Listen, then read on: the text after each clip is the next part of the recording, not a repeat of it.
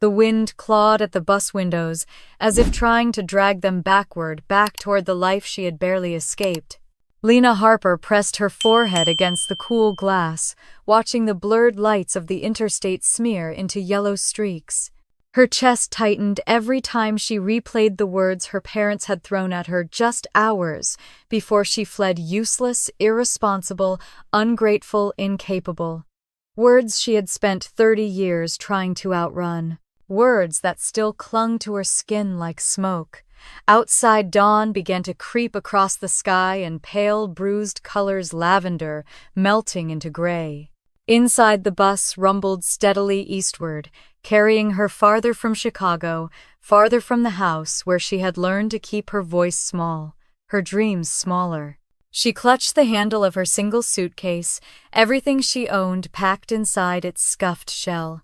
Her pulse beat in her ears as she whispered to herself, "I'm not running away.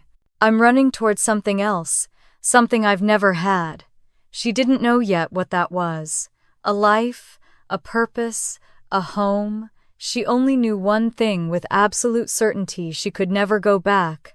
The bus hissed at its next stop, brakes groaning as a few passengers shuffled off into the cold. An older man with a fisherman's jacket and salt and pepper beard climbed aboard, scanned the rows, and chose the empty seat beside her. He gave her a polite nod, warm but not intrusive. She nodded back and tugged her jacket tighter. "You look like you're carrying a whole storm on your back," the man said gently after a few miles. Lena gave a soft, breathless laugh. "Something like that. Heading far, far enough," she said, eyes fixed on the widening horizon. The man smiled with the tired wisdom of someone who had rebuilt himself more than once. "Good. Sometimes distance is medicine." His name was Theo, a retired fisherman from Maine. He told her stories about storms, about how the ocean didn't care who you were before you came to it. It only cared whether you were willing to learn. Lena listened quietly, letting his stories settle into the cracks inside her. "Why Maine?" he asked eventually. She hesitated. "I just need a place where no one knows me." Theo nodded as if he understood all the words she didn't say. "Then you picked the right corner of the world. The coast has a way of stripping you down and building you back up again. Saltwater's good for that." Her breath caught. "I'm not sure I'm strong enough to build anything."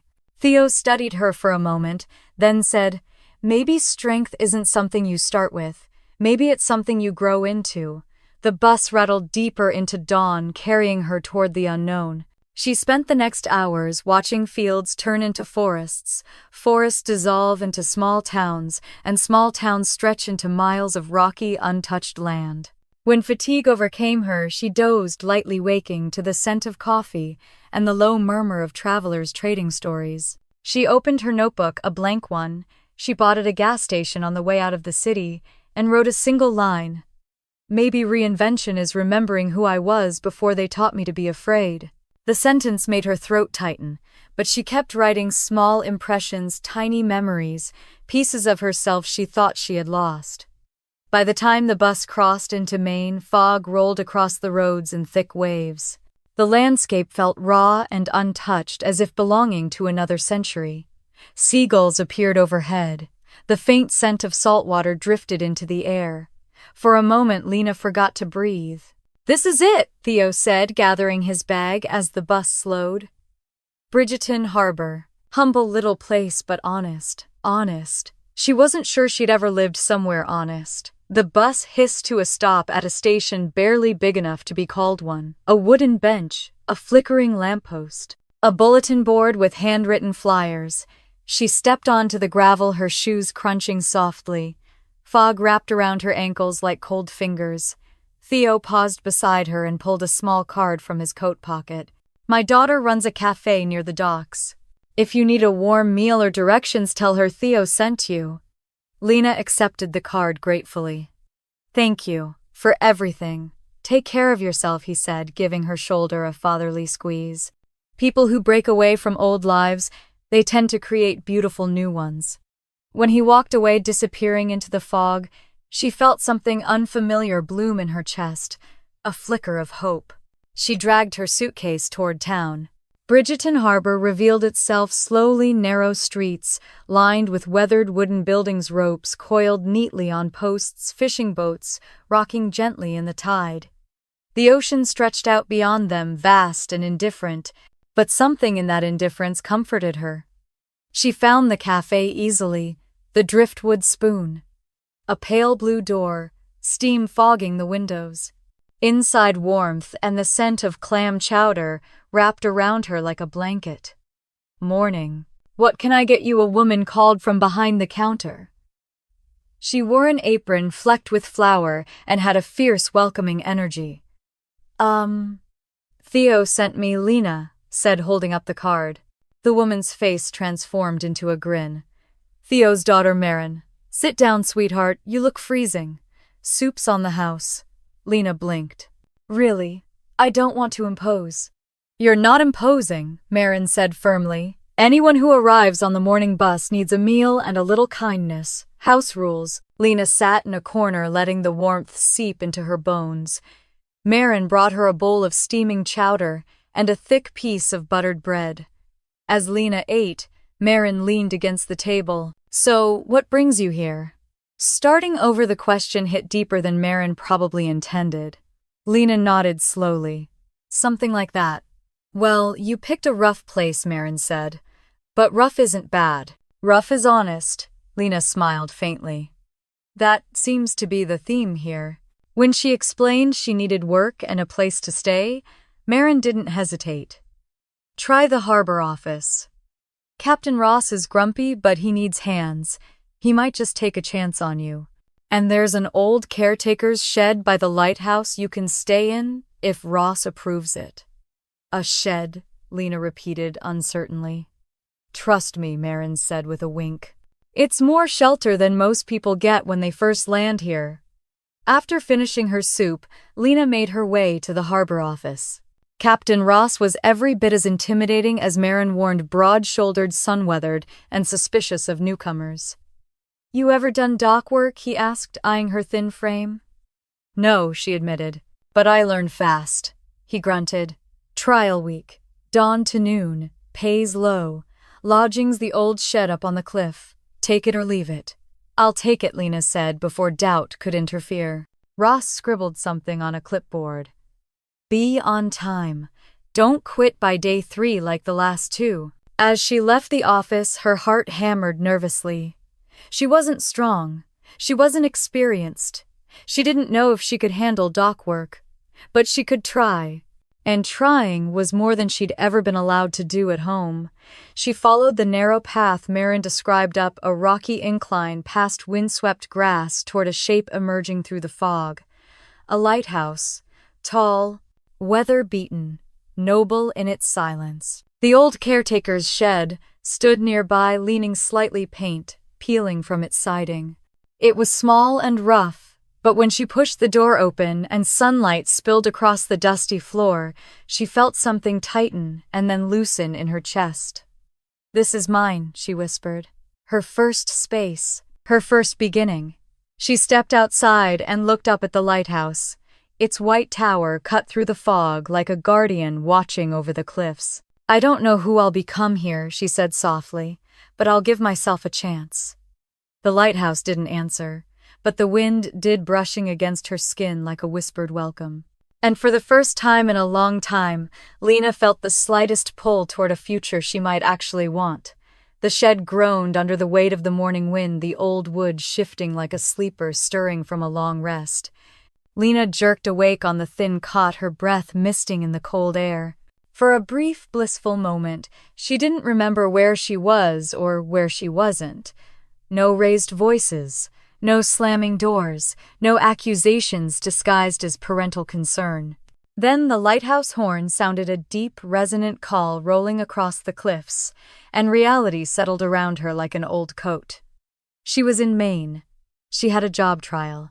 She had exactly $264 left in her bank account, and she had no plan except not going back. She pushed herself upright, wincing at the stiffness in her spine.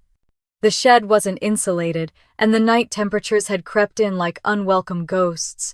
Still, as she stepped outside into the washed-out gold of sunrise, the world felt raw and promising. Seagulls cried overhead. The tide surged against the rocks. Fog clung to the cliffs like silk. This was not her parents' house. This was hers, even if temporary. She put on her only decent jacket and began the walk down to the harbor. It took her 10 minutes to realize she was lost. The fog thickened, swallowing the narrow path. Grass brushed against her jeans, dew soaking the fabric. She checked the directions Marin had scribbled on a napkin. Follow the lighthouse path until the fork. Left path takes you straight to the docks. Except she couldn't see a fork, or a path. A shadow emerged in the fog, broad-shouldered, carrying a toolbox. "You look like you're walking with purpose," a voice said dryly. "Unfortunately, it's the wrong direction." Lena startled. "Sorry, I can't see anything in this fog. It gets everyone their first week." The man stepped closer. Mid-30s, dark hair pulled back into a low tie jacket flecked with sawdust. His eyes were striking river-clear blue with a hint of mischief. "I'm Elias. Lena." She offered a small, embarrassed smile.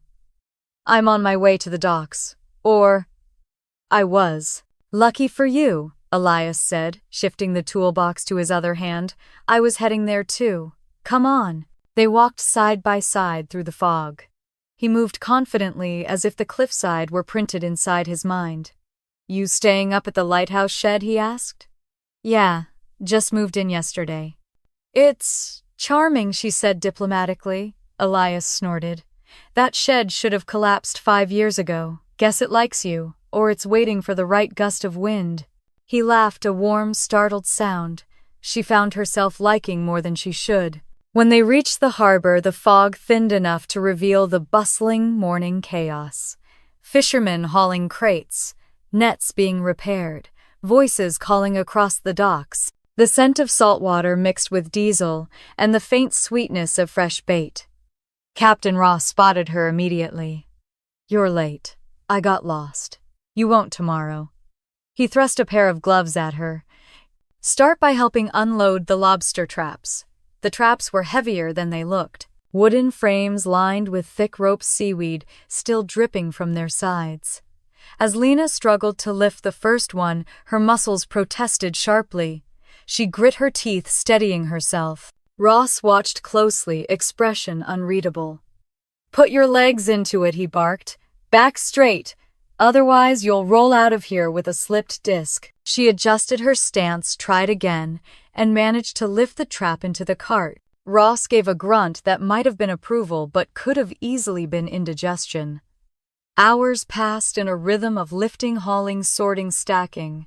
Each motion burned, but somewhere in the ache was something unfamiliar satisfaction. Elias reappeared mid-morning, strolling toward her with a half-smirk. "You're still alive. Impressive. My arms disagree. They'll get used to it. Or fall off. Hard to say." She laughed weakly. "Thanks for the vote of confidence." Elias leaned on a post, watching her work with a thoughtful expression. "Don't let Ross scare you. He's all bark." I figured. Good. Because the last guy he hired ran off crying when Ross told him his knots looked like drunk spaghetti. Lena tried not to laugh but failed miserably. By noon, her muscles trembled with exhaustion. When Ross finally dismissed her, she could barely feel her legs. She sat on a crate, sucking in the cold ocean air. "That was brutal," she muttered. "Day 1 usually is," Elias said, appearing beside her again. "Here." He handed her a bottle of water. "Hydrate. You look like you might faint." "Do I? You're very pale." "I'm always pale," she said, taking the bottle gratefully. "I burn in candlelight." He chuckled. "Good to know.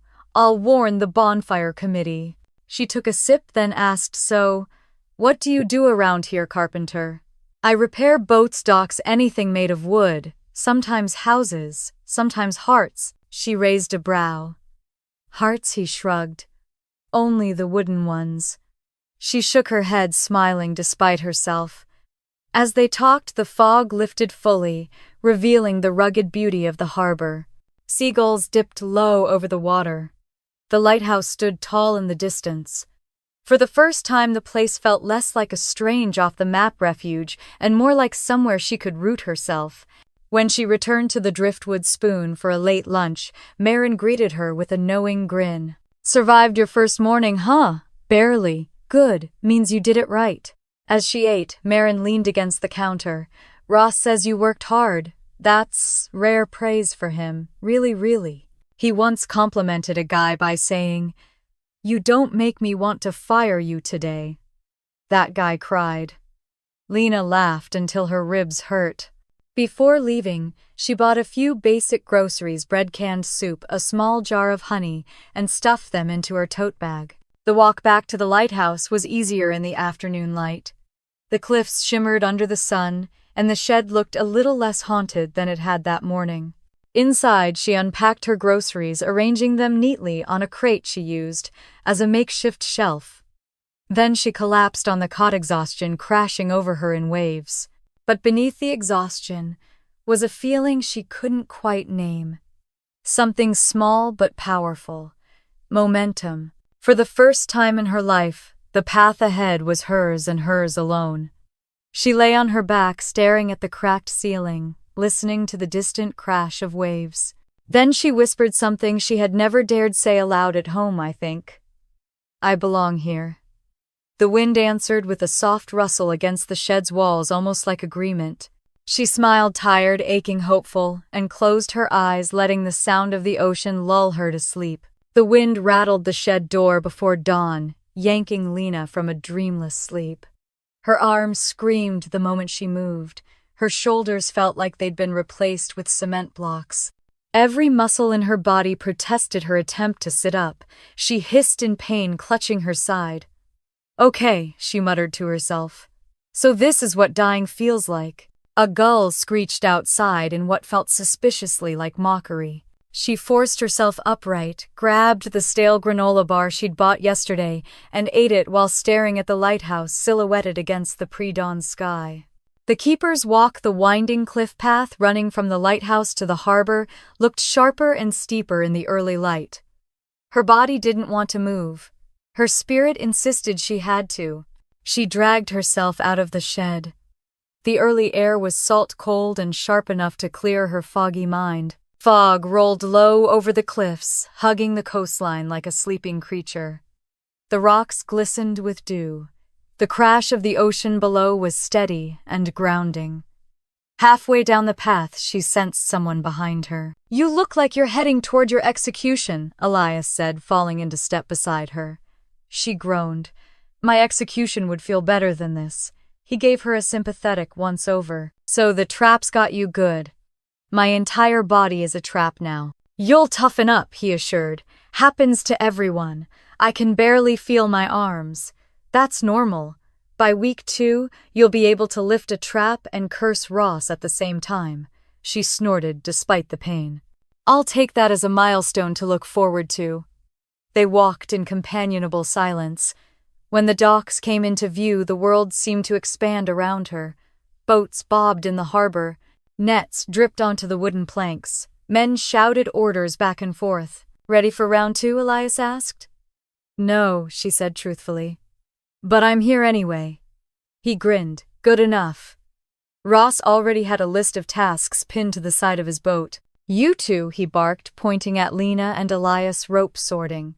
"Those nets are a mess." Elias raised a brow. "You trust her with rope," Ross grunted. "She's got more sense than you do." Elias pressed a hand to his chest, as if gravely wounded. "I'll try not to weep." The rope work was easier than hauling traps, but required precision untangling, looping, fixing frayed ends, and matching the knots Ross insisted were the only acceptable knots in the universe.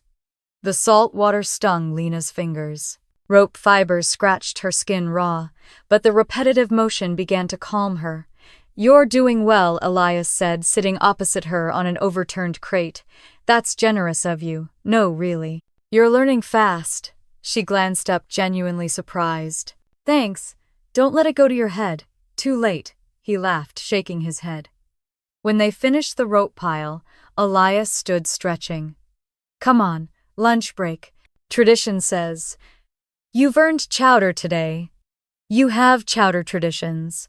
This is a very serious town. We take food extremely personally.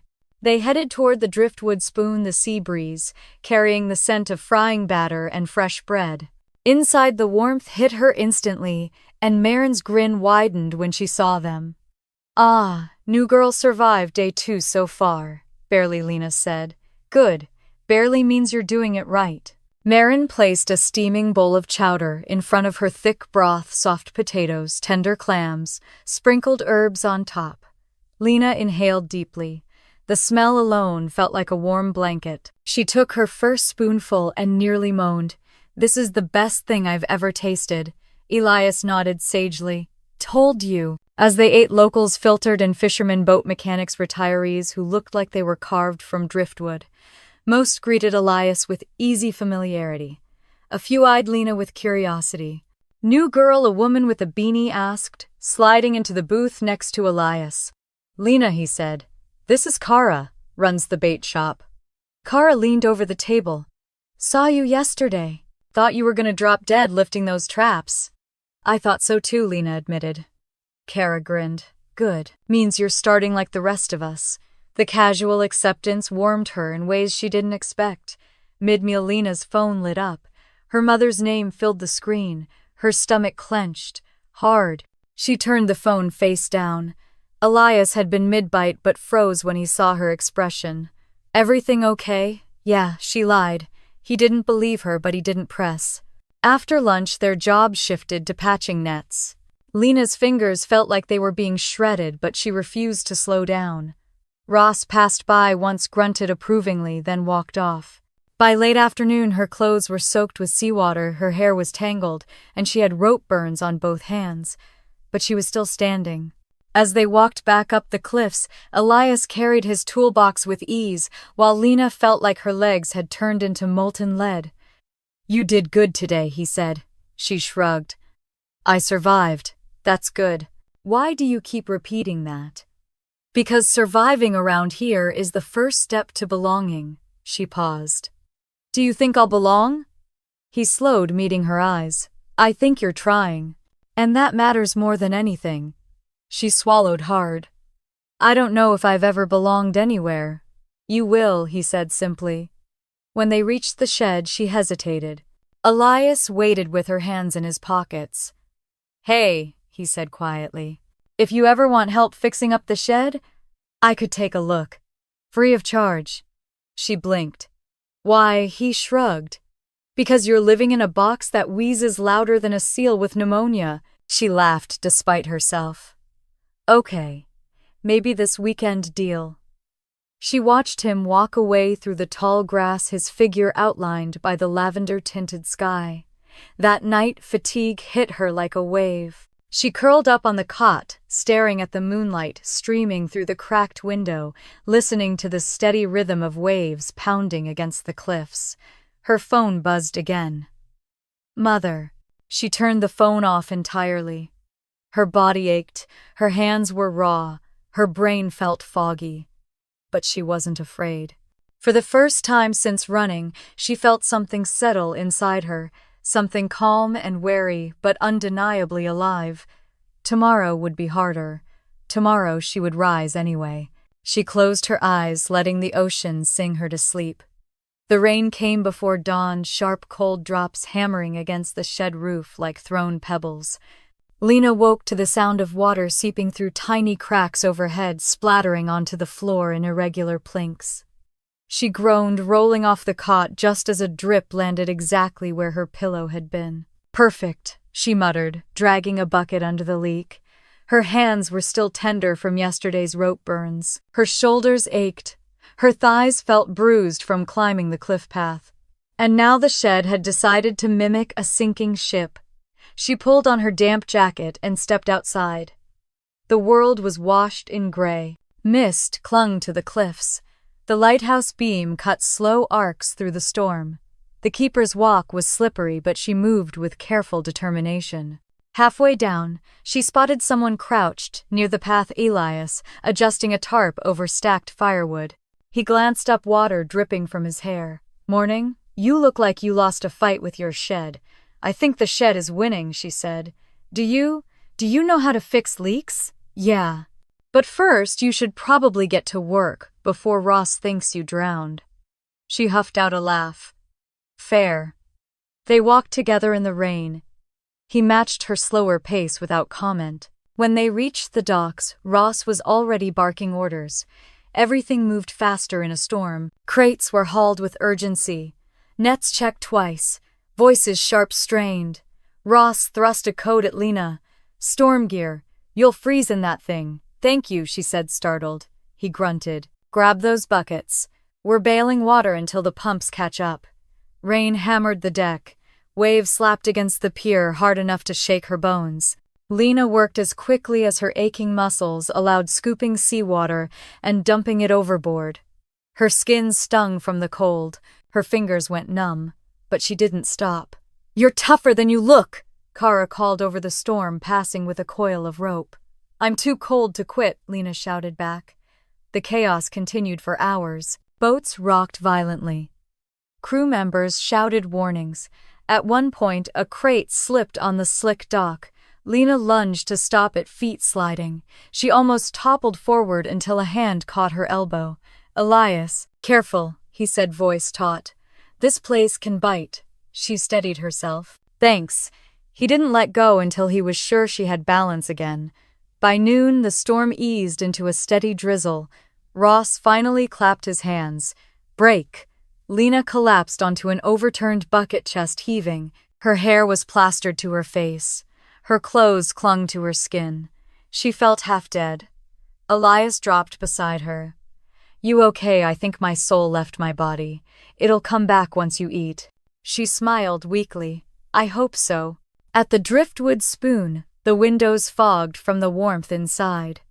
Marin handed them both steaming mugs of tea and bowls of hot stew.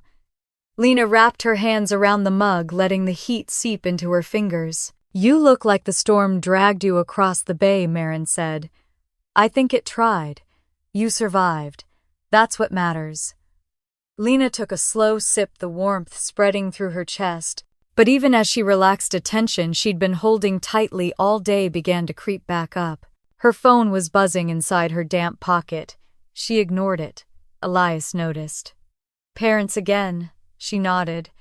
That why you're here? He asked softly. Running from them, Lena froze. She didn't know how to answer. Not without unraveling. Not without exposing everything she'd tried so hard to bury. I'm just trying to figure things out, she said. He nodded, accepting the boundary. Well, if you need to talk, I'm around. Carpenter by day, unofficial therapist by accident. She huffed a laugh. I'll keep that in mind.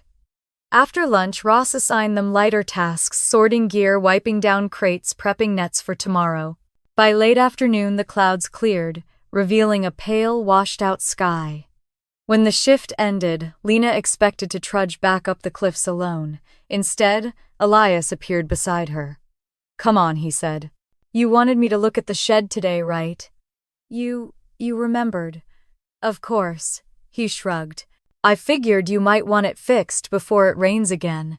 They walked together, the grass soft beneath their feet. When they reached the shed, Elias whistled low. You weren't kidding. This place is well weathered. That's a nice way to say falling apart.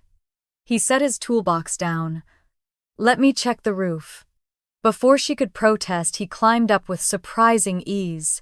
Lena stood below, watching him move, confidently scanning for damage. Here's your problem, he called down. Half the shingles shifted. Storm probably loosened them. I can fix it, but you'll need sealant and replacement shingles. How much will that cost? She asked nervously. Won't be bad. I'll keep it cheap. Lighthouse keeper would want it fixed anyway. She blinked in surprise. You knew him. Everyone knew him. Old Mr. Cormack. Lived here his whole life. Left the shed unlocked for travelers, drifters, or anyone needing a place to catch their breath. Lena swallowed. So I'm not the first person to hide here. No, Elias said, gently hopping down. But you might be the first one determined to stay. Her throat tightened unexpectedly. He stepped closer, brushing a stray hair from her face without thinking. then paused, hands suspended midair. She felt the warmth of his presence, even though he didn't touch her. "Hey," he said softly, "you're doing good, Lena." She didn't know why those words almost broke her. They were simple, but coming from him, someone who saw her effort, not her failures, they meant everything. He cleared his throat and stepped back. "I'll get supplies tomorrow and patch the roof. Shouldn't take long." "You don't have to, I want to," he interrupted. She nodded, overwhelmed. "Thank you." As he walked away, the sun dipped low, painting the cliffs in hues of amber and rose. The lighthouse beam turned on, slicing the sky with its steady pulse. Lena stood outside the shed, watching Elias until he disappeared down the path. Then she stepped inside and sank onto the cot. Her phone buzzed again. This time she looked. 10 missed calls, 4 texts. Her stomach churned, but she forced herself to read them. "Come home, Lena. We didn't mean what we said. Your behavior is irrational. Dad is worried. You're not thinking straight." Her chest tightened. She could hear her mother's voice, dripping with accusation disguised as concern. She could see her father's cold stare. She turned the phone off and tossed it onto the floor. Outside, a single gull cried into the fading light. The waves crashed steadily. The wind whispered against the boards of the shed. Lena curled her knees to her chest, letting silence fill the space around her. She had survived the storm. She had worked harder than she ever had in her life. She had new people who saw her differently. And for the first time since leaving home, she wasn't afraid of what tomorrow held. She closed her eyes and let the ocean's rhythm lull her toward sleep. The sun broke through the clouds in scattered beams, warming the cliffside, as Lena woke with a rare sense of stillness. For once the shed wasn't dripping. The air wasn't freezing. Her body didn't feel like it had been run over by a truck, just by a very tired bicycle. She stretched cautiously, testing her sore muscles. They protested, but not as sharply as before. When she stepped outside, the sky was a bright, clear blue. Seagulls spiraled overhead, and the lighthouse stood tall and resolute against the horizon. The ocean below glittered as if making up for the previous day's storm. She took a deep breath. "Okay, new day. Please be gentle." Halfway down the cliff path, she spotted Elias, waiting near the fork, toolbox in hand. Hair tied back, sleeves rolled up. "You ready for your home makeover?" he called. "I'm ready for anything that keeps water off my face at 3 a.m. He grinned, gesturing for her to lead the way. Together they headed toward the shed. Lena unlocked the creaking door and stepped aside. Elias surveyed the space with a carpenter's critical eye.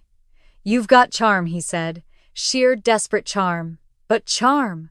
She laughed. "It's all I can afford." "Lucky for you, charm is fixable. Leaks, too." He climbed onto the roof while she stayed below, passing up tools when needed. The rhythmic hammering and scraping filled the crisp morning air. For the first time, she noticed how the shed sat tucked against a natural stone alcove. How the wind sounded different here, softer, more muffled. It felt safe in a way she couldn't explain. Elias finished the roof in under an hour. When he jumped down, wiping sweat from his forehead, Lena felt a surge of gratitude stronger than she expected. "Thank you," she said. "Really?" He shrugged. "No big deal." "It is to me," she said quietly. He held her gaze for a moment, something unspoken passing between them. Then he cleared his throat. "Come on, Ross'll skin us if we're late." They started down the trail together. Today her steps felt lighter. At the docks, Ross handed her a clipboard. "Errand day," he said. "You're going to the bait shop, then the storage shack, then the tackle shed. Check inventory. Write what's low." Lena blinked. "You trust me with supplies," Ross grunted. "You can lift 50 pounds in a storm. You can count rope bundles." Lena smiled. "I'll do my best." Kara greeted her with a cheerful wave at the bait shop. Inventory day, did Ross lose a bet? "No idea," Lena said. "Well, welcome to the exciting world of counting worms, ice, and bait buckets." The list was long. But as Lena moved through the shelves, checking items and jotting notes, something surprising happened. Her mind quieted. The repetitive nature of the task soothed her. The smell of seawater, the hum of freezers, the distant cry of gulls, it all wrapped around her like a soft blanket. "You okay there?" Kara asked after a while. "Yeah," Lena said. "Kind of peaceful, actually." "Good. This job'll age you 30 years, so take the peace where you can get it." By midday, her list was complete. She headed back to Ross, who barely glanced at the clipboard before nodding. "Looks accurate," she blinked. "You checked that fast." "I've got eyes," Ross muttered, walking away. "Well," a voice said behind her, "you passed the Ross test again." Elias leaned against a wooden post, arms folded. "He trusts maybe 6 people in the whole town. If you get halfway on that list, you're winning." "That's encouraging," she said. He smirked. "For Ross, yes." They worked side by side through the afternoon. He showed her a few simpler boat repairs. She watched him pull apart a section of worn wood with expert ease, sawdust gathering around his boots. "You're really good at this," she said. "Family trade," he replied. "My dad built boats. I grew up with a hammer in one hand and a splinter in the other." She laughed softly. "Seems fitting." He glanced at her. "What about your family? They teach you anything that stuck?" The question unmoored her. She froze, one hand still holding a coil of rope. "No," she said after a long pause. "They taught me what not to be." Elias didn't push. He nodded once, a quiet acknowledgement, and kept sanding the wood. By late afternoon, the work slowed.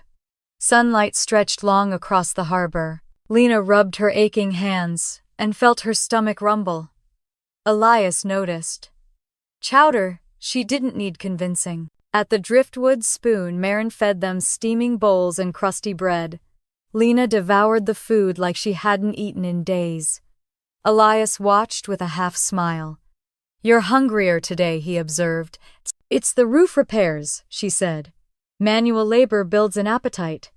You're adapting faster than most out-of-towners." "Is that a compliment highest form?" he said deadpan. She shook her head, smiling into her bowl. During a lull in conversation, her phone vibrated in her pocket. She ignored it. Again. But this time, Elias gently rested his forearms on the table and looked her in the eyes. "You avoiding something?" Lena exhaled slowly. "My parents. Do they know where you are?" "No. And I don't want them to." Elias nodded slowly. "Then forget the phone. You're building something new here. Maybe let this place be louder than whatever's on the other end of that call." His words lodged in her chest the way truth sometimes did. After eating, they walked back up the cliffs together. The sky glowed pink, the lighthouse beginning its nightly sweep. At the fork, Elias slowed. "Want company for the rest of the walk?" he asked casually. Her heart skipped. "Sure," she said. They walked the final stretch in silence, comfortable and easy. When they reached the shed, she noticed how different it looked. Already solid, repaired less like a temporary hiding place and more like a starting point. Elias hesitated at the door. "Your roof won't leak tonight." "That's honestly life-changing," he grinned. "Happy to help." She stepped inside but paused in the doorway. "Elias, yeah, I'm glad you're here." He scratched his jaw, suddenly shy. "Yeah, me too." He turned and walked away, boots crunching softly over the grass. Inside, Lena sank onto the cot, covering her face with both hands.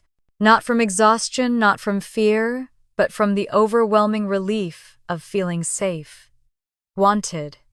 Seen. The repaired roof didn't leak. The ocean murmured beyond the cliffs, and for the first time the shed felt warm. She stretched out on the cot, letting her tired body melt into the thin mattress. She wasn't fixed. She wasn't healed. But something in her, something buried deep under years of criticism and control, felt like it was finally waking up. She closed her eyes to the sound of the waves and let herself drift. Tomorrow, she decided she would keep moving forward. The knock on the shed door came just after sunrise, 3 sharp taps that made Lena jolt upright. For a moment, disoriented, she thought it was the storm again, but the sky outside was clear, pale blue streaked with early gold. The knock came again. She pulled on her jacket and opened the door. Captain Ross stood there. Her stomach dropped. His arms were crossed, expression more serious than usual. "Walk with me." She swallowed, nodding quickly. Whatever this was, it wasn't optional. They headed along the cliff path in silence, the morning breeze, brisk and salty. Lena's mind raced through every possibility. Had she messed up the inventory? Was she too slow? Had she somehow offended someone at the lighthouse overlook? Ross stopped and turned to face her. "You planning on telling us the truth anytime soon?" Her throat tightened. "About what? About running?" His voice wasn't angry, just firm. "About who you're hiding from." Lena's pulse hammered in her ears. I didn't think it mattered." "It matters," Ross said. "For your safety and ours." She looked away, blinking back the sudden burn behind her eyes. "I'm not dangerous, and neither are they. I just needed to get away." He studied her for several long seconds. "Let me say this plainly. You've got heart, you work hard, you don't complain, but secrecy is how people die out here." Her breath hitched. "Ross, I'm not in trouble, I swear. My parents are calling all over the damn coast looking for you." Lena froze. "What, got a call from a Portland harbor master this morning? Said 2 people have been asking about a young woman fitting your description." They sound frantic. Cold dread crept into her bones. Her parents, they had found the general area. How did they even find this town?" she whispered. "Doesn't take much. One person sees you, mentions a girl who looks lost. Rumors travel." She felt sick. "Are they coming here?" "Don't know," Ross replied. "But you need to figure out what you want before they do." Her knees felt weak, the cliff spinning slightly beneath her feet. Ross sighed, the sound surprisingly gentle. "Lena, I'm not your enemy. But I've seen people bring trouble with them without meaning to. I need to know whether keeping you on is going to put my crew at risk." "It won't," she said immediately, fiercely. "I swear, I'm not running from criminals or anything like that. Just suffocation." Ross raised an eyebrow. "Suffocation." She forced herself to breathe. Her words trembled, but she didn't run from them. "They controlled everything," she said. "What I studied, where I worked, who I dated, what I wore. They told me I'd never make it without them. That I wasn't capable." She swallowed hard. "They said leaving would prove I was unstable." Ross's jaw tightened, but not in anger, more like understanding. "People like that don't quit easy," he muttered. "No," she whispered. "They don't." He gave a slow nod. "All right, then here's the deal. You can stay. But if someone shows up causing trouble on my docks, I need to know ahead of time." She nodded quickly. "You will, I promise." "Good." Ross started back toward the trail. "Now quit standing around. We've got nets that need fixing." Despite the fear churning in her stomach, the sharpness of his tone made her exhale in something close to relief. He wasn't firing her. Not yet. On the docks, the day unfolded in a blur, coiling ropes, patching holes, and netting sorting gear. Her mind drifted toward fears she tried to bury. Every time a tourist walked by, she stiffened. Every unfamiliar voice made her heart jump. By noon, she was shaking enough that Marin noticed. "You look pale, sweetheart," Marin said as she set a bowl of chowder in front of her. "Eat." Lena forced a spoonful down. It tasted like cardboard. "You going to tell me who put that look on your face, Marin?" asked, leaning on the counter. Lena hesitated. Marin smirked. "Ah, so it's parents." Lena blinked. "How did you—" "Because only family can twist you up like that." Marin crossed her arms. "And because you flinch every time the door opens." Lena's chest tightened. "They're looking for me." "Of course they are." Marin tapped the counter. "Doesn't mean you owe them your life." "I don't want them here," Lena whispered. "Not in this place, so don't let them drag you back," Marin said simply. "It's not that easy. It never is." Lena stared into her chowder, trying to slow her racing thoughts. Later, Elias found her on the pier, struggling with a tangled stack of nets. He didn't say anything at first, just started working beside her, movements calm and methodical. After a while he spoke softly. "Heard Ross had a talk with you." Lena stiffened. "Everyone knows already, small town," Elias said. "Fog can keep out ships but not gossip," she groaned. "Great." Elias nudged her shoulder gently. "Relax, nobody's judging you. I'm not worried about judgment. What then? That they'll find me." He nodded. "Then we'll deal with it." She blinked at him. You're not alone here, Lena. You don't have to fight everything by yourself." The words hit her harder than she expected. After work he walked her halfway up the cliffs. The sea wind tugged at their jackets. The sky was painted in sunset orange. "You scared?" he asked. "Yes," she said honestly. "Good. Only idiots aren't scared." "But being scared doesn't mean you go back to what hurt you." She breathed deeply, the weight of her anxiety pressing hard. "I don't know how to stop them." "Then learn." Elias stepped closer, lowering his voice. "But start by deciding what you want, not what they want for you." She met his eyes, searching for something solid, firm ground in a world shifting under her. "Okay," she whispered. "I want to stay." His smile was soft, relieved. "Then stay. We'll help keep you standing." They didn't move for a long moment.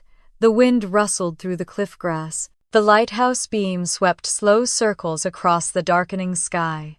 Then Elias stepped back. "You'll be all right," he said. "One day at a time." When she reached the shed, she closed the door softly behind her. The repaired roof held firm, even as the evening breeze whispered outside. Her phone sat in the corner where she'd tossed it days ago. She walked over, stared at it, then powered it on. Dozens of messages flooded in immediately. Her mother frantic, her father cold and cutting. Each message tugged her back toward the life she fled. Each one filled her with dread. Then a notification appeared, one she hadn't expected. "Unknown number. We know where you are. We're coming." Lena felt the floor tilt beneath her. She sank onto the cot, heart pounding, the shed spinning. But she wasn't the same girl who ran away weeks ago. She whispered to herself, voice shaking but fierce, "I'm not going back." The lighthouse beam swept across the cliffs, steady and bright, guiding her forward. Not back. The shed felt smaller than ever as Lena stared at the message glowing harshly on her screen. "We know where you are. We're coming." Her pulse roared in her ears. Her legs felt weightless, unsteady, as if the wooden floor had softened into quicksand beneath her. She scrambled out of the shed, needing air, needing space, needing to run from the truth that was already sprinting toward her. The cliffs stretched out under the silver moonlight, wind scraping her cheeks. She braced her hands on her knees, trying not to panic. Footsteps approached fast. Lena Elias's voice low and urgent. "What happened?" She straightened slowly. "They found me." He moved closer, scanning her expression. "Your parents?" She swallowed, unable to force the words out. She handed him the phone instead. His jaw tightened as he read the message. "This wasn't them," he muttered. "This is different." "What do you mean your parents wouldn't send something like this? They'd call guilt trip, cry, manipulate. This is a threat." Her stomach twisted violently.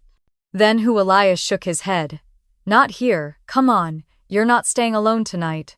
"No, I don't want to bother. You're not bothering anyone," he cut in. "Marin and I already worry about you more than we admit. You need people around you. Let's go." He walked with her all the way down the cliff, never leaving her side, checking over his shoulder every few seconds.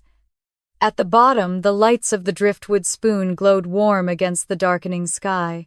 Inside, Marin was wiping down tables. She took one look at Lena's face, her cloth dropping to the floor. "What happened?" Elias handed her the phone. Marin's expression changed instantly, softness, draining into a fierce, protective sharpness. "Sit down," Marin said, grabbing Lena gently by the shoulders. "Now." They eased her into a booth as Marin locked the cafe door and flipped the closed sign. Elias settled beside Lena, close enough that their shoulders nearly touched, a steady presence in the storm unraveling inside her. Marin sat across from them. Sweetheart, listen to me carefully. This isn't your parents. This is someone else. Someone trying to scare you. But why? Lena whispered. I haven't done anything. I don't even know anyone here except you. Someone knows you're vulnerable, Marin said gently, or thinks they can push you out of town. Who would want that? Elias and Marin exchanged a loaded look. Elias finally said, people don't like newcomers messing with old structures, especially the lighthouse. Lena stared. What does the lighthouse have to do with anything? Marin leaned back, exhaling. This town, it isn't just fishing and fog. There's history, land disputes, old money, feuds so old nobody remembers how they started, and some people, especially the Winslows, don't want anyone staying at the lighthouse property. I didn't know it was an issue, Lena murmured. How could you? Marin softened. We didn't tell you because we didn't want to scare you, and because, honestly, you deserved a break from complicated things. Lena pressed a hand to her forehead. So now I have two problems, maybe, Elias said. Or maybe it's the same one coming from different directions. Marin frowned. Either way, you're not going back up that cliff alone. But the shed is a box held together by hope and nails, Elias finished, and if someone wants to intimidate you, that's the first place they'll go. Lena's breath hitched. What am I supposed to do? You're staying with me tonight, Marin said firmly. Elias will take my couch. What? No, you two don't have to, Lena. Marin gave her a look that ended the argument instantly. You are not alone. We take care of our own here. The phrase our own hit Lena like sunlight after a long winter. Warm, steady, undeniably real. They closed up the cafe and Marin led the way through town. Small houses lined the narrow streets, glowing golden behind frosted windows. Fog coiled low around the lamps. The harbor was quiet except for the whisper of waves lapping the docks. Marin's home was cozy, cluttered in a lived-in way with mismatched cushions and the faint scent of cinnamon. She handed Lena a soft blanket and guided her to the bedroom. You take the bed, Marin said. No arguing. I can't. You can, Marin insisted. You need sleep. Real sleep. Elias appeared in the doorway, pulling off his jacket. I'll be upstairs. If you need anything, just yell. Lena nodded, overwhelmed by the sudden kindness. Thank you, both of you. You'll be okay, Marin whispered, squeezing her shoulder. We'll figure this out. Hours later, after she brushed her teeth and changed into borrowed pajamas, Lena lay in bed staring up at the ceiling. The house creaked softly. The wind rattled outside. Far away, the lighthouse beams swept across the night in peaceful arcs. But sleep refused to come. The message replayed in her mind. The cold threat, the certainty behind it. Eventually unable to hold, still she slipped into the hallway. Elias sat on the couch, legs stretched out, reading a book under a dim lamp. He looked up the second she stepped forward. Can't sleep. She shook her head. Sorry, don't apologize. She hesitated. Do you think they're coming tonight? He set the book down. No. People who send threats usually do it to rattle you, not act immediately. That doesn't make me feel better. I know. He patted the couch beside him. Sit. She did. The room was quiet except for the distant sound of waves and the soft buzz of the lamp. Elias studied her face with calm, steady eyes. You really scared? He asked. Yes, she whispered. Not just of them. Of losing what I've found here. He rested his arm along the back of the couch, close enough for warmth to radiate between them. You won't lose it. How can you be sure? Because you're not alone anymore, he said simply. People here care about you. I care. Her breath caught. The sincerity in his voice was disarming, unexpected, grounding, terrifying in a beautiful way. She looked away before her emotions spilled over. Thank you. For everything. Try to sleep, he said softly. Tomorrow we'll talk to Ross. We'll figure out who sent that message. You're safe here, Lena. I promise. His voice wrapped around her like the warmest blanket she'd ever known. She nodded slowly. Okay. Good. He smiled slightly. Now go before Marin comes down and thinks I'm hitting on you. Lena's cheeks warmed. She mumbled goodnight and slipped back to the bedroom. This time when she lay down, her heartbeat wasn't frantic. The house felt safe, protected, watched over. And as sleep finally tugged her toward darkness, she realized something that made her chest ache. This was the first night in years she wasn't afraid of being alone with her thoughts. Lena woke to the smell of coffee drifting from the kitchen and the soft clatter of dishes. For a moment she didn't remember where she was. The bed beneath her was warm, the blanket soft, the air still. No wind shoving against thin walls, no dripping roof, no icy drafts crawling down her spine. Then she heard Marin humming off-key, and the memory slid into place. She was safe, at least for now. She sat up, rubbing her eyes, her body heavy, with a mix of exhaustion and lingering fear. Her phone sat on the nightstand, turned off. She didn't touch it. Not yet. Not until she was certain she could breathe without shaking. In the kitchen, Marin flipped pancakes with the confidence of someone who never doubted gravity. Elias sat at the small dining table, hair still damp from a shower, sipping from a chipped mug. "Morning," Marin said brightly. "Hope you're hungry." Lena blinked. "You made pancakes," Elias smirked. "She makes them for all her strays." Marin threw a dish towel at him. "You're the stray boat boy. She's a guest." Lena couldn't help it, she laughed, the sound surprising her, lighter than anything she'd felt in days. Marin pushed a plate toward her. "Eat. Then we're going to figure out who decided to send you a threat." The laughter died on her lips. "Right." Elias leaned forward. "Did you sleep at all?" "Some," she admitted. "Enough," he nodded, satisfied. "Good. You need your strength."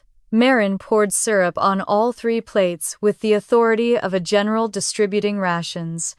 "After breakfast, we head to the docks. Ross needs to hear everything." Lena stiffened. "I don't want him to think I'm trouble."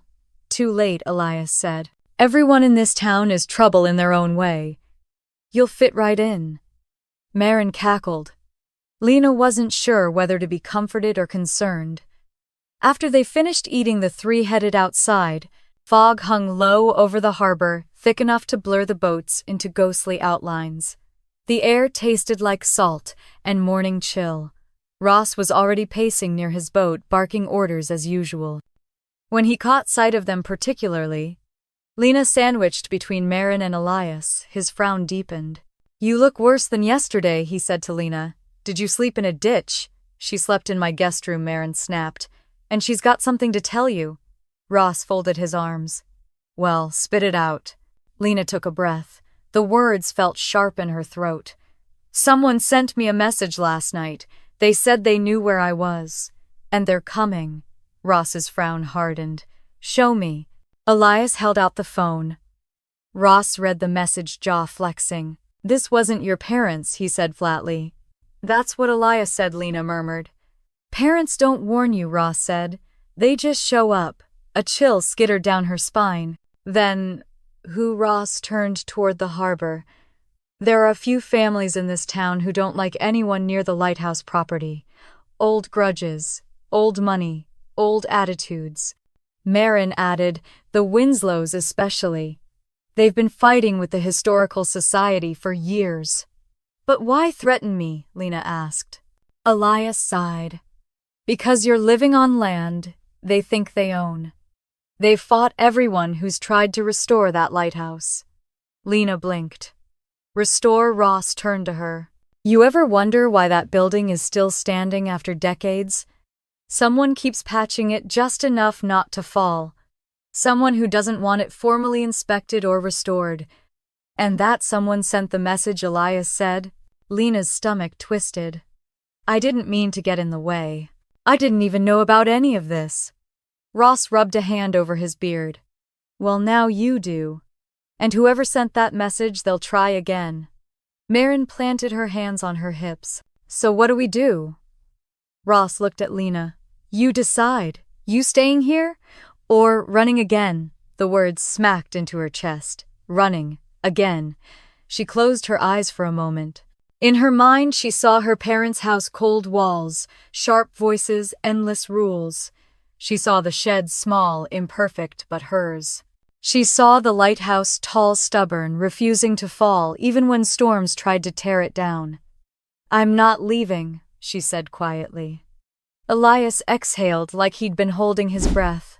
Marin smiled fiercely. Even Ross seemed satisfied.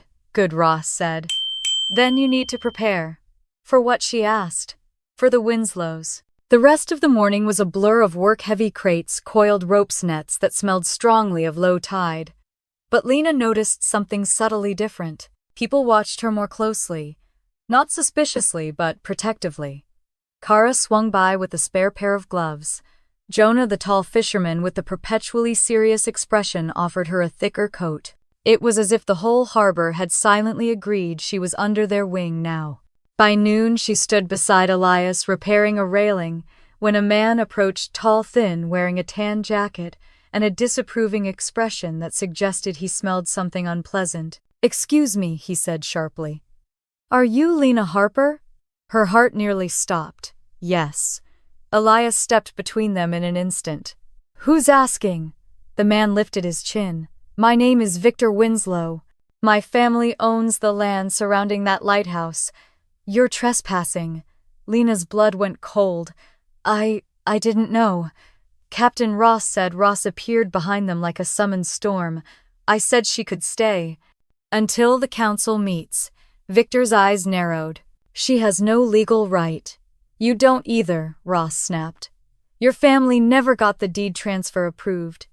The land's still classified as historical property." Victor glared at Lena with sudden venom. "You need to leave the shed. Today." Before she could speak, Marin stormed over. "She's not going anywhere. This is none of your business, Marin. It's my business when people threaten my staff," she shot back. Victor scoffed. "Threaten, please. I'm merely advising her to avoid future complications." Elias stepped closer, his voice low and dangerous. "Back off." Victor's lips thinned. "Fine. But consider this your only warning." He looked at Lena again, his gaze sharp enough to cut. "Some places aren't meant for outsiders." He turned and walked away, coat snapping in the wind. Lena stood frozen, breath trembling. Elias touched her arm gently. "You okay?" "No," she whispered. "Not even a little." Marin wrapped an arm around her shoulders. "Ignore him. The Winslows think they own half the coast." "They don't," Ross grunted. "He's a snake with a fancy haircut, nothing more." Their attempt at comfort helped, but only slightly. Because Victor's threat hadn't felt like an empty gesture, he had spoken with the certainty of someone used to getting what he wanted. And he wanted her gone. But later, as she walked up the cliff path with Elias beside her, the lighthouse rising tall against the evening sky, she realized something else. She wasn't facing any of this alone. Not anymore. When they reached the shed, Elias lingered. "You scared?" he asked. "Yes," she admitted. "But you're staying." She nodded. He gave a small, proud smile. "Good." As she stepped into the shed, the repaired roof steady over her head, she felt a strange surge of strength. Fear still lived inside her, coiled like a sleeping snake, but something else lived there too. Resolve. And the lighthouse outside, tall and weather-beaten, pulsed with light, as if echoing that resolve back at her. Lena barely slept. Every time the wind brushed against the shed, she jolted awake, bracing for footsteps, for voices, for the knock that would end everything she'd managed to build. By dawn, she felt hollowed out, tired down to the marrow. Yet when she walked the cliff path toward the harbor, something stubborn kept her legs moving. Fear pressed against her ribs, but so did determination. The lighthouse beam faded in the early light behind her, but she imagined it watching, keeping guard. On the docks, the usual clang of metal and chatter of fishermen filled the morning air. Jonah waved as she approached Kara, handed her a thermos of coffee, and even Ross gave her a grunt that might have been a greeting. But she didn't miss how eyes flicked toward her more often. People knew. Victor's visit had spread through town like wind through tall grass. "Lena." Ross jerked his head toward the boats. "With me." She followed him toward a small tugboat at the far end of the pier. Its name, the Mistral, was painted in peeling dark blue letters along the hull. "Hop in," Ross said. She blinked. Where are we going? To settle something, Ross replied, stepping aboard. Elias appeared behind her, wiping his hands on a rag. You taking her? I'm not asking permission, Ross said, starting the engine. Elias hopped on before Lena could speak. Then I'm coming too. Ross sighed, but didn't object. Lena climbed into the boat, heart pounding, her stomach twisting with unease. The tugboat pulled away from the harbor, cutting across the choppy water. Gulls circled overhead. Fog clung to the surface like a living thing. Where are we going, Lena? Repeated, gripping the metal railing. To the Winslow estate, Ross said. If they're going to harass you, they'll answer to me. Lena's breath caught. Ross, I don't want to escalate. It's already escalated, he snapped. You didn't start this. Elias crossed his arms, glaring at Ross. Don't scare her, Ross grunted. She deserves to know the truth. What truth? Lena whispered. Neither answered immediately. The Winslow estate appeared through the fog like something out of another century. Massive white columns, immaculate grounds, multiple guest houses, and a private dock with a sailboat tied neatly at its end. It radiated old money and old grudges. Ross killed the engine. Stay behind us. Victor Winslow emerged from the boathouse, dressed in an ivory sweater and carrying a clipboard. His expression twisted when he saw the trio approaching. Ross, Victor said coolly. To what do I owe this intrusion? You sent a threat. Ross held up Lena's phone. Explain. Victor glanced at the screen, unimpressed. I sent no such thing. Elias stepped forward. Cut the crap. Victor smoothed his hair back. You insult me. If I wanted someone to leave, I'd say it directly, not through childish messages. Lena swallowed. Then who did? Victor shrugged. Possibly someone who knows you're squatting on land that isn't yours. Historical property, Ross corrected sharply. You don't own it. For now, Victor said. The way he said it made Lena's skin crawl. Victor studied her with cold curiosity. You're braver than I expected. Most newcomers disappear after one conversation with me. Lena felt Elias stiffen beside her. Victor leaned in as if sharing a secret. And you should leave, for your own good. Before anyone could react, another voice echoed from the upper balcony of the estate. Victor. A woman stepped into view, poised, elegant, wrapped in a silk robe despite the morning chill. Her hair was pinned into a flawless chignon. Edith Winslow. She looked down at the scene and frowned. What's going on? Victor called back. Just a misunderstanding. Ross muttered. This is pointless, and turned to leave. Elias placed a hand on Lena's lower back, guiding her toward the boat. They boarded without another word. But as the Mistral drifted away from the dock, Edith leaned over the railing, voice carrying faintly across the water. You don't belong there, Lena Harper. The lighthouse is not for you. A chill slashed down Lena's spine. Elias swore under his breath. Ross accelerated harder than necessary. Back at the harbor, Marin was waiting with crossed arms and a face carved from storm clouds. Well, Ross climbed off the boat. They denied everything, Marin scoffed. Of course they did. They think they're royalty. Lena stepped onto the pier, legs wobbling. So what now? You stay away from them, Ross said. And if they show up again, you let us handle it. Elias rested a hand on her shoulder. You're not alone in this. Lena nodded, but unease gnawed at her. The Winslows had power, money, influence, and she had barely begun to stitch her life back together. But the rest of the day called for work, and work offered no room for spiraling thoughts. She threw herself into it, fixing nets, hauling gear, inventory checks. Hours passed in a blur. Her muscles burned, but her mind steadied. The harbor's rhythm became her anchor. By late afternoon, the fog cleared, revealing a pale sky stretched over the cliffs. As Lena walked up the path toward the lighthouse, a strange pull drew her off the trail toward a weather-beaten sign nearly swallowed by ferns. No trespassing, private grounds, keep out. She frowned. She'd walked this path a dozen times and never noticed the sign. A gust of wind rattled the metal. Something about it felt wrong. It looked newly placed, shiny screws, unweathered edges. Then a rustling sound.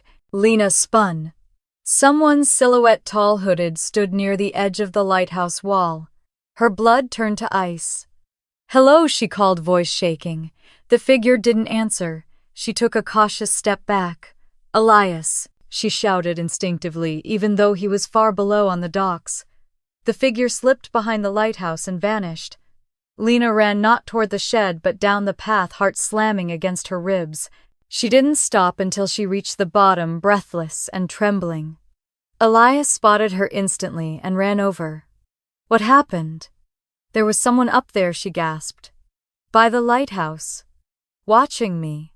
Ross and Marin rushed over as Lena's panic spilled out in frantic words. Ross's face darkened like a gathering storm. "That's enough," he said. "We're going to the council. Tonight." Marin wrapped an arm around Lena's shoulders. "You're safe. We won't let anything happen to you." Elias stood close on her other side, eyes blazing with anger. "Whoever is doing this picked the wrong damn person to mess with." Lena closed her eyes, trying to steady her breath. The world felt narrowed, sharpened, dangerous. But she wasn't alone. And the lighthouse, tall and steadfast against the sky, felt less like an abandoned structure now, and more like the center of something someone desperately wanted to hide, something she was now tangled in, whether she wanted to be or not. The council chamber smelled faintly of old paper, salt water, and something floral that reminded Lena of church incense. The room was dim, lit by brass lamps lining the walls, and a single overhead fixture that flickered when the wind rattled the windows. Wooden benches formed two narrow rows, most of them filled with townspeople who had arrived the moment word spread that Ross wanted an emergency meeting. Lena sat between Marin and Elias, hands clasped tightly in her lap. Her palms were damp. Her heart hammered so loudly she could feel it echo through her ribs. She had never imagined herself sitting before a town council. She especially hadn't imagined doing so after spending weeks hiding in a shed. Ross stood at the front of the room, jaw set, posture rigid. He looked like a man preparing for battle. "Let's get this started," he said curtly, as the council members took their seats. Councilwoman Dorian, a woman in her 60s with sharp eyes and an even sharper tongue, leaned forward. "Captain Ross, you called this meeting. State your concern." Ross cleared his throat. "It's about threats made against one of my crew. Someone's been intimidating Lena Harper." A murmur rippled through the room. Lena felt the weight of the crowd's gaze fall on her. Councilman Weaver raised a brow. Intimidating how Ross nodded toward her. Let her speak. Every eye turned to Lena. She swallowed hard and stood. Her legs trembled, but she pushed through it, forcing her voice steady enough to be heard. "I received a message 2 nights ago," she said. "It said, 'We know where you are. We're coming.' And yesterday, someone watched me from behind the lighthouse. They disappeared when I called for help." A man in the back scoffed loudly. "Probably just a tourist." Marin's voice snapped before Lena could respond. "Tourists don't sneak around threatening locals." "They do if they're drunk," another voice piped up. "Would they send written threats too?" Elias shot back, glaring. Councilwoman Dorian tapped her pen on the desk. "Enough. Does anyone have evidence tying these incidents to a particular individual?" "That's the problem," Ross said. "We don't.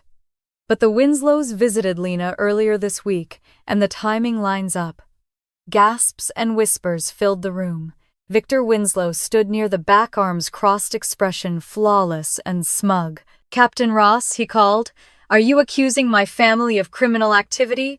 "I'm accusing you of scaring the hell out of a newcomer," Ross countered. "Which you did." Victor's sister Edith stepped forward, gracefully wearing an ivory coat and a faint smile. "We simply reminded her she's trespassing. We have every right to our family's land." "Your family doesn't own that land," Marin snapped. "Stop pretending." Edith's smile thinned. "Some things are practically owned even when they aren't legally owned." Councilman Weaver raised a hand. "If the problem is unclear ownership, we need documents. Until then, no more confrontations on the cliffs." Victor nodded. Agreed. But Edith wasn't finished. She leaned forward slightly, addressing Lena directly. Your presence at the lighthouse complicates old matters, she murmured. Some places carry weight, Miss Harper. Some histories are better left untouched. A chill ran down Lena's spine. I'm not trying to touch anything, she said. I'm just living there. Exactly, Edith said. Which is the problem. Elias surged to his feet, furious. Leave her alone. Ross put a hand on his arm. Easy. Councilwoman Dorian looked between them. Elias, sit down. He did reluctantly, jaw clenched. Dorian sighed. Threats against any resident, temporary or not, will not be tolerated. But without proof, we can't assign blame. So she's just supposed to wait until something worse happens, Marin said sharply. Of course not, Dorian said. We can assign temporary police patrol around the cliffs, and the lighthouse path will be monitored at night. Lena's breath shook. The idea of police patrol helped, but not enough. What about the message, Ross said. Doesn't that count as evidence? Anonymous messages are hard to trace, Weaver said. Unless the Winslows admit it, which they won't, our hands are tied.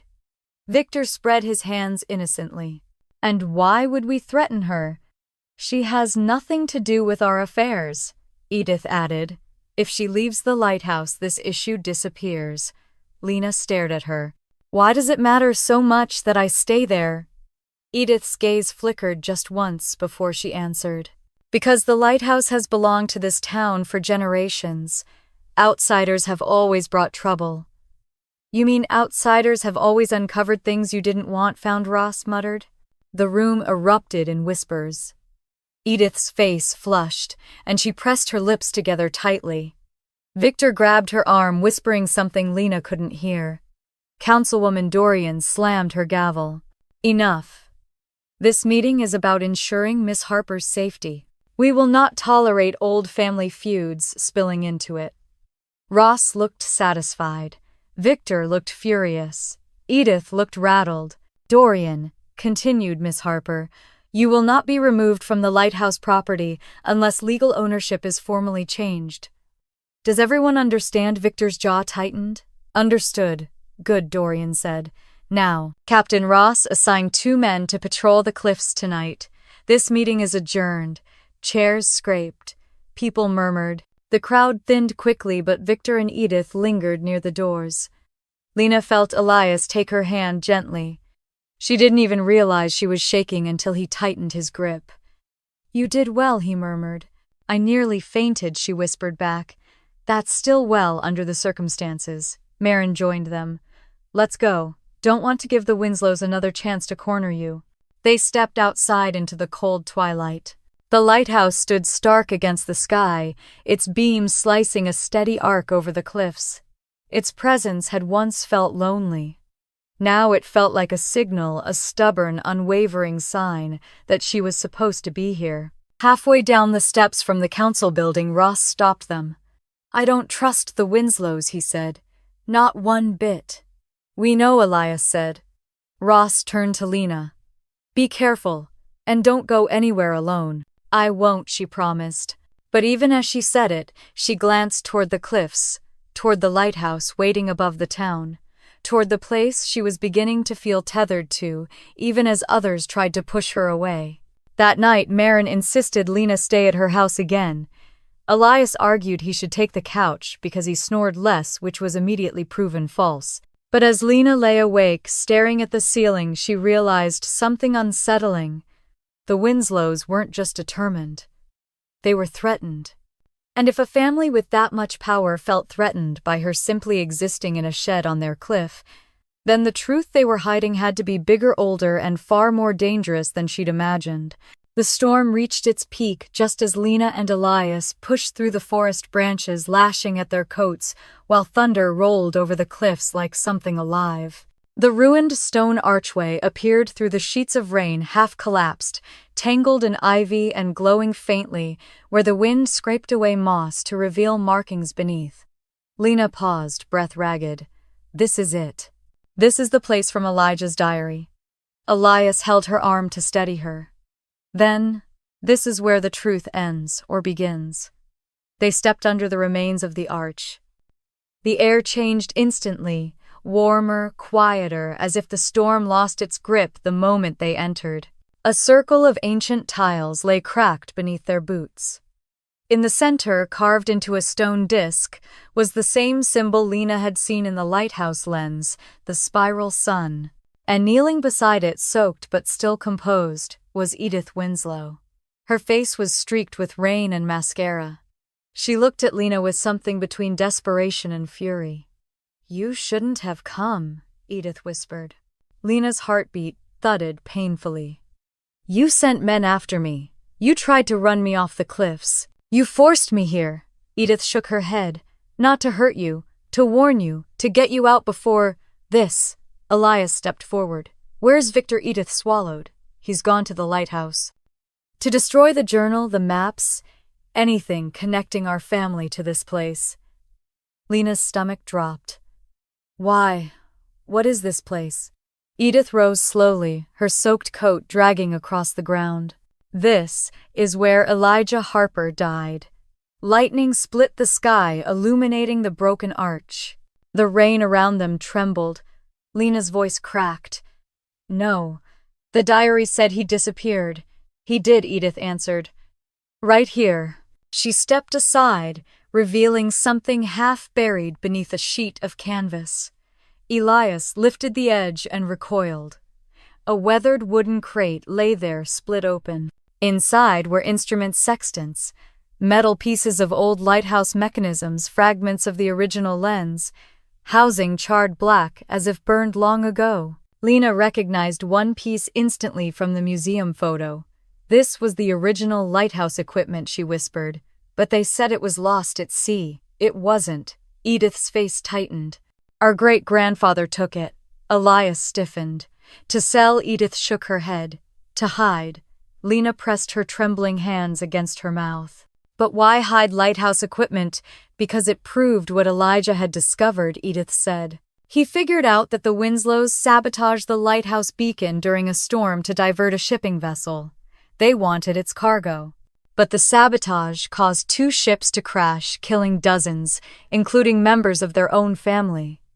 Rain dripped from Lena's eyelashes. "Your great-grandfather murdered Elijah to keep it secret." Edith closed her eyes. "Yes, and my family made sure every trace of the truth vanished. Elijah's equipment, his letters, his maps, everything." Elias cursed under his breath. Lena felt her knees weaken. "And you wanted me gone because you found the diary," Edith said. "Because you live in the lighthouse. Because you were getting too close. And if the truth came out, my entire family's legacy would collapse." The storm raged above them, but Lena barely heard it. Edith stepped closer, her voice shaking. "But I'm done defending them. I'm done lying. You deserve to know. And so does the town." Lena's breath steadied. "Then help us stop Victor." Edith looked toward the lighthouse, where a faint glow pulsed like a heartbeat through the storm. "He's going to burn it all, everything that proves the truth."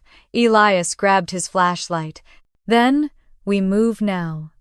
They turned to run, only to stop when a figure emerged from the shadows blocking the archway. Victor Winslow. His coat snapped like a black flag in the wind. His eyes burned with a wild-cornered glint. "So he said calmly, you told her." Edith flinched. "Victor." "You," he snarled at Lena, "should have stayed away." Lightning flashed again, illuminating something clutched in his hand, Elijah's journal, swollen from rain but intact. Lena felt cold dread trickle down her spine. Victor stepped closer. "My family built this town, protected it, shaped it. And I will not let some outsider drag our name through the mud for the sake of a ghost story." Edith moved in front of Lena. "It's not a ghost story, it's murder." Victor's expression twisted. "Our great-grandfather did what he had to do. You think you can handle the truth? That the town's beloved founders were thieves, killers? That this place was built on a lie?" He laughed, a high, brittle sound. "No, no one needs to know." Elias's voice was low, dangerous. "Give us the journal." Victor shook his head. "I'm giving it to the fire." He turned to leave, but Lena lunged forward. Victor reacted instantly, grabbing her wrist, twisting cruelly. She cried out. Elias charged at him. The two men collided, slamming into the archway. Victor stumbled but kept hold of the journal. Rain soaked its pages, threatening to erase the words inside. Lena scrambled to her feet just as Victor pushed Elias back and raised the journal high over his head. "Let it die with the storm," he shouted. Then a crack split the air, not thunder. A gunshot. Victor froze, eyes wide. A bloom of red spread across his sleeve. Behind him, Ross stepped from the trees, gun lowered, face carved with fury. "Let her go," he said. Victor's fingers loosened. The journal slipped from his hand, Lena Dove catching it before it hit the mud. Victor stared at Ross. "You shot me. You're lucky that's all I did," Ross growled. Edith ran to Lena's side, helping her stand. Rain streamed down their faces. Ross cuffed Victor with practiced efficiency. "Victor Winslow, you're under arrest for assault, destruction of historical property, and attempted intimidation." Victor didn't fight. He just sagged, defeated, as if centuries of family secrets finally crushed him. Elias exhaled shakily. "How did you find us?" Ross glanced at Lena. "You weren't at Marin's.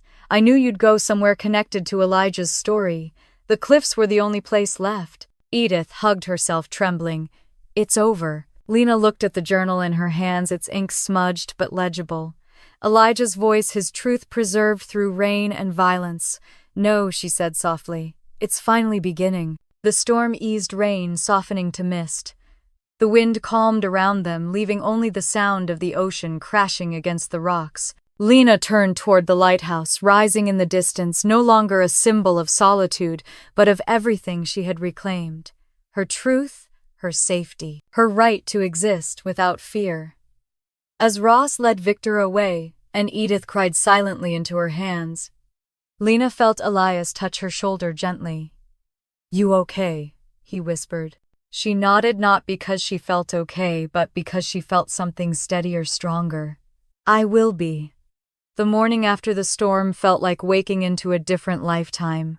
The lighthouse stood calm against a pale blue sky, its beam dormant until nightfall, and the ocean below was quiet, as if the cliffs themselves were relieved. Their long-buried truth had finally surfaced. Lena stood on the balcony of the restored keeper's room, Elijah's journal resting against her chest. The salt breeze brushed her hair back, carrying with it the scent of kelp and cold sunshine. For the first time since setting foot on these cliffs, she didn't feel like she was trespassing. She felt like she belonged. Down the winding path, townspeople moved in small groups, heading toward the community hall.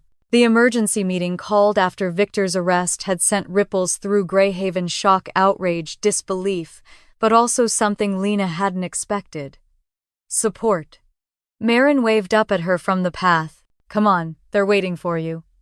Lena tucked Elijah's journal into her satchel and descended the steps. Every creak of the wooden plank walkway felt symbolic, a step away from fear and into ownership, not just of the lighthouse, but of her own narrative. Inside the hall, the energy shifted the moment she entered. People whispered, then fell silent. Not out of suspicion this time, but respect. Elias stood near the front with Ross and Councilwoman Dorian, all three of them turning toward her. Dorian gave a small nod. "Miss Harper, thank you for coming." Lena swallowed, nerves fluttering. "I wasn't sure if you wanted me here." "We did," Ross said firmly. "This is your story as much as it is Greyhaven's." Chairs scraped as townsfolk shifted toward the center aisle. Edith Winslow sat near the front, pale, but composed, her arm gently bandaged where she'd scraped it, rushing through the ruins. When she saw Lena, she stood. "I want to speak," Edith said to Dorian. Councilwoman Dorian motioned her forward. Edith faced the town, her voice steadier than it had been the night before. "For generations, my family has hidden the truth of what happened on those cliffs, what our great-grandfather did, what it cost." Silence held the room like breath.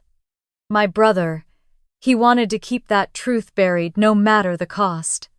But Lena Harper did what none of us had the courage to do. She found Elijah's journal.